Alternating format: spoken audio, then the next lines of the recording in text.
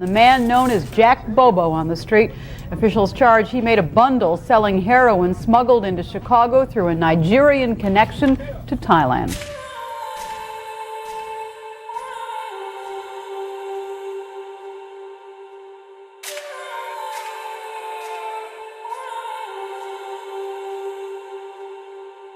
Wayne Edwards, also known as Jack Bobo, infamous hustler out of the west side of Chicago. He was the leader of the Black Souls in the 80s, and he made a whole lot of money. Jack Bobo, according to his indictment last month, is one of the leaders of the Black Souls street gang. The Black Souls and Jack Bobo, according to the indictment, sold $50,000 worth of heroin on Chicago streets every day.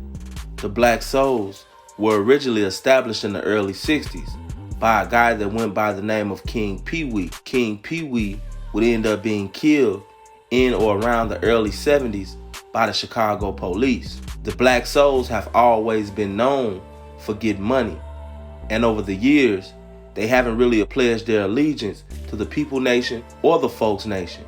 They chose to go up under the Black Diamond, which represents love, hate, kill, take. And over the years, depending on the location of the Black Souls, they have been cool with disciples and folk corner hustlers, mainly beefing with vice lords and new breeds. And any beef that you've really seen them in has always been about territory to make money. In the reign of Jack Bobo, you also had a guy named Sam McKay that had a lot of pull in the mob too. Some people say that at the time, he was actually the leader. Sam McKay would end up being locked up in 1992 for allegedly sending a hit on some guys. Jack Bobo, who has always been primarily about money, had began to establish relationships with very important people. Some of these people would end up making Jack Bobo a very, very rich man. For example, Jack Bobo would end up with an African connect, and from there, things will fall into place. A case in point is this man. Remy Baker, according to federal officials and Chicago police, is high on the ladder of international Nigerian drug runners. And Baker is accused of having a direct link to Jack Bobo and the Black Souls of Chicago. In the 90s, the airports weren't nearly as secure as they are today. Back then, it was a lot easier to smuggle drugs in suitcases, clothes, and in some instances, people even put the drugs inside of their bodies. Jack Bobo and his Nigerian connect would adopt a sophisticated way of getting the heroin from Thailand all the way to America. This method was first used by Griselda Blanca. What they would do was, they would have condoms, they would put the drugs inside of the condoms, and then they would wrap the condoms with tape. This tape would prevent the stomach acid from eating through the packs, thereby getting into the system and killing the carrier. This method will work for years, as Jack Bobo will begin to make over $50,000 a day. This is an X-ray of a human body. The dozens of small circles you see are condoms filled with China white heroin. This person was a drug courier who swallowed the heroin. It's one of the ways that staggering amounts of this new drug of choice are being smuggled to Chicago. Authorities would eventually become aware of this method, and they would start cracking down. There was a lot of money made, and there was still a lot of money to be made. The only problem was Thailand has real strict laws when it comes to drugs and transporting drugs, and people will begin to be caught. The time that they were facing was too much. Inevitably, they will begin to sing.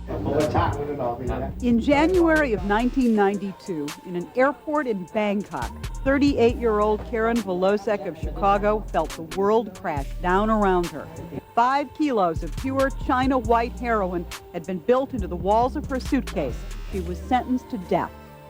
In November of 1992, 28-year-old Lisa Goslin of Chicago saw her life all but destroyed. At the same airport in Bangkok, 2 kilos of heroin were found in her luggage. She, too, got the death penalty.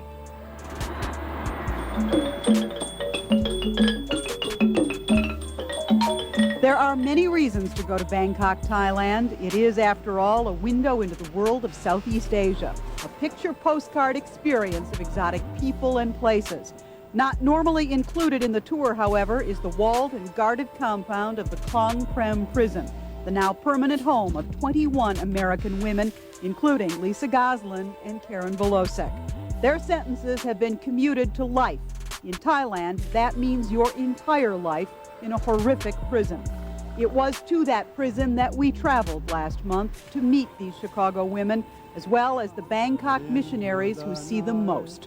The day of the Lord is near. Father Charles Coton goes to the prison every week. So why did they do it, Father? Why did they come here and do this? It was big money and they were desperate. Do they seem to you as though they have been hardened criminals in their past lives? No, never. I'd never think of that. Sister Lelia Bergen and Sister Louise Horrigan. I feel these women have been used. And when you say they've been used by? Used by others who are making money on them. The U.S. Consul General in Bangkok doesn't necessarily disagree. They do fit a pattern in that most of them are vulnerable. They're either unemployed, many of them have medical problems, serious financial problems, and those were all played upon to recruit them. And who does the recruiting? Nigerians or West Africans based in the United States. According to U.S. law enforcement in Chicago and Bangkok, Nigerian drug suppliers are targeting women like Lisa Goslin and Karen Volosek to be their mules, their drug couriers. Lisa was out of work and in dire financial trouble. Karen had a job but was the sole support of an 8-year-old daughter. Lisa had a drug problem. Karen has lupus, a degenerative disease. But we believe she's not guilty. In Karen Volosek's case, the Elk Grove company for which she worked has sent money for her legal bills for the past 2 years. In all, almost $8,000 has been spent because the company believes whatever happened to Karen happened to her against her will. And even law enforcement questions whether the father of her child, a convicted career criminal named Ricky Branch, was working with Nigerians. They wonder whether Branch coerced Karen Volosek into going to Bangkok. Branch denies it. She claims she's absolutely innocent, and that's what she's fighting for. The Klong Prem prison does not welcome journalists. Officials refused our request to meet and interview the women. Still, on 2 separate days, without cameras, I was able to get into Klong Prem. Both Lisa Goslin and Karen Volosek spoke openly and eloquently and often emotionally about what they call the stupidity and desperation that got them here. But each one also said they prayed every day that the Thai government would understand that a lifetime in prison here is out of proportion to the crime of which they've been convicted. And they have asked these, their friends, through letters, to try and understand. I was wrong, made bad judgments, trusted strangers by taking the easy way out.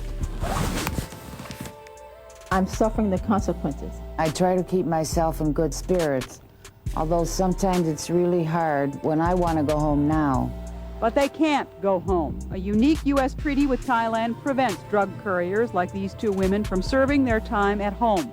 That treaty is under review. Congressman Henry Hyde. Then I would support negotiating with the Thai authorities on an individual basis, not to free these people, but to get them back in their own country where they have some chance of rehabilitation and redemption in the future. But the future for both women is bleak. We can't give them much hope. Little hope, even though officials acknowledge that couriers exist at the bottom rung of the drug conspiracy ladder. When you pray for them, sister, what's the nature of your prayer? To give them the courage to accept what's happening to them.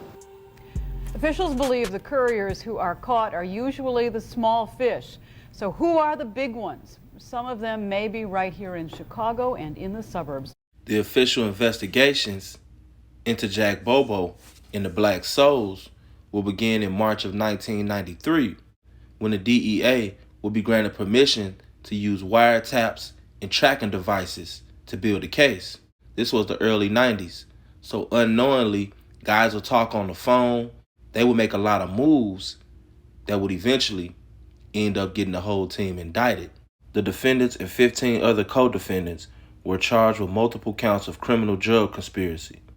The indictment arose from an investigation into drug sales by the Black Soul street gang on the west side of Chicago.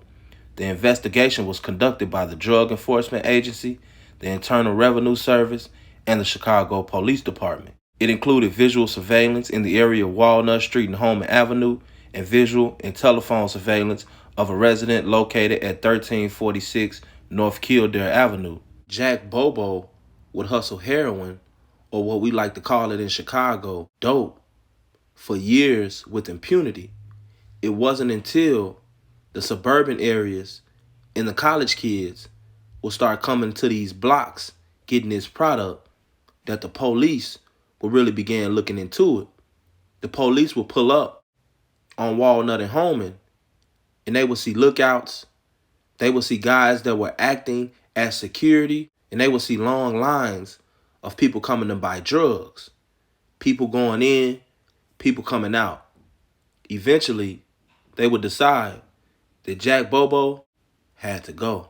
It's clear that those coming to buy China White come not just from the city, but the suburbs. Consider this raid on the west side just 2 months ago. Where are you from, Dick? Explain. Who buys China White? Everybody. When you say everybody, you mean who? All types of races, all types of classes. You have the suburban housewife, you have the businessman, college students. Eventually, they would end up getting Jack Bobo and his counterparts off the streets. He would be arrested, charged, and convicted on January 9th, 1998 of criminal drug conspiracy. He would be sentenced to 30 years. In Jack Bobo's situation, he had a lot going on, and he couldn't really oversee all of his endeavors. Not to mention, the wiretaps weren't really common at that time, so he had no idea that his organization was under scrutiny. And I think that what we can learn from the story of Jack Bobo is this. In life, nothing lasts. That means good or bad. So when you're doing something and the going is good, you must capitalize off the fact that the going is good, and you must always keep in the back of your mind that the going will not continue to be good forever. Eventually, one must seek to leave the streets and begin doing legal activities. If not, there's only two ways out: jail or death. This has been the story of Jack Bobo. It's your boy, SNTV. The love of money is a mother. Took a lot of people away and brought a lot of people in.